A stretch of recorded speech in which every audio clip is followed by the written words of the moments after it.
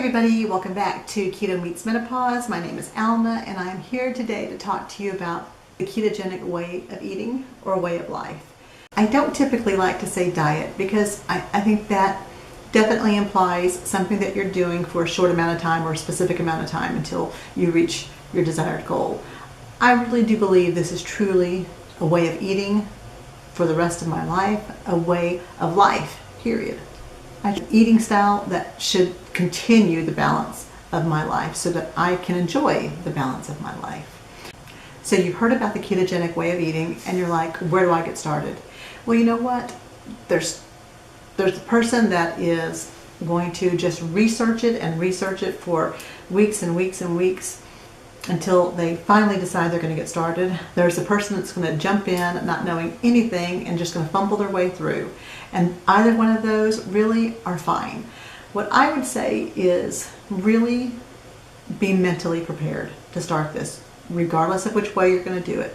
Be mentally prepared for a commitment. And the commitment is to yourself, not to the refrigerator, not to your shopping list. It is to yourself because you want to change your life for the better.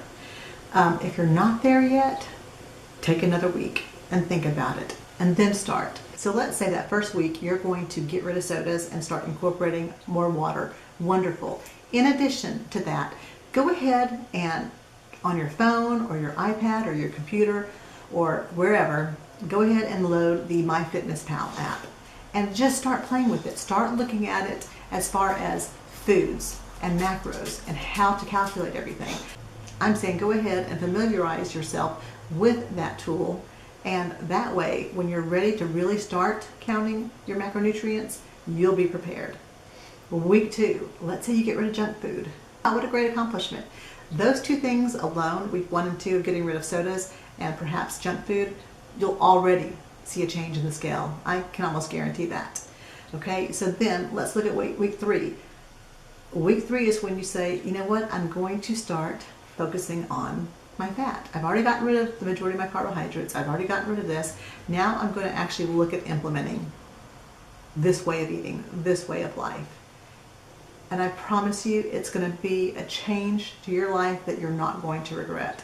So don't look at this saying, man, I'm going to do it all day one. If you aren't ready for that, don't do that. Sometimes the baby steps are what get us going.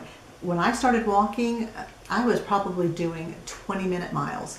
So to go from there to 15-minute miles or 14 or even jogging is a huge accomplishment. And if day 1 I started jogging, I promise you that 2 years later I wouldn't still be walking. So just take it slow if you have to. Don't sit there and think that it's got to all be done that first day. Take it slow. Once you've gotten into the process, a month later, 2 months later, if you want to start incorporating some exercise such as walking 30 minutes a day, that's great.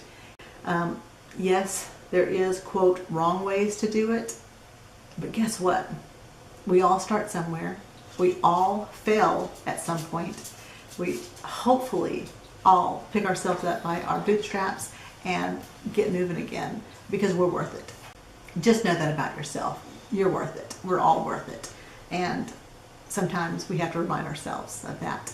So, this isn't a real long, focused video. It's just to say, if you're going to get started on this way of life, make sure you do it in a way that is manageable and sustainable and enjoyable for you.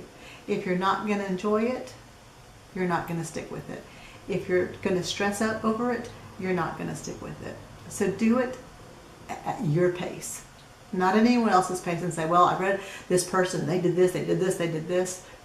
Those may not work for you.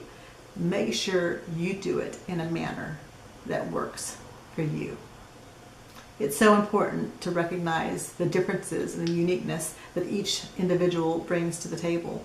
And when we fail to do that and recognize our own gifts as well as our own shortcomings, that's when sometimes we set ourselves up for failure, and nobody should do that to themselves. They should be proud of each and every step they are making in order to better their life.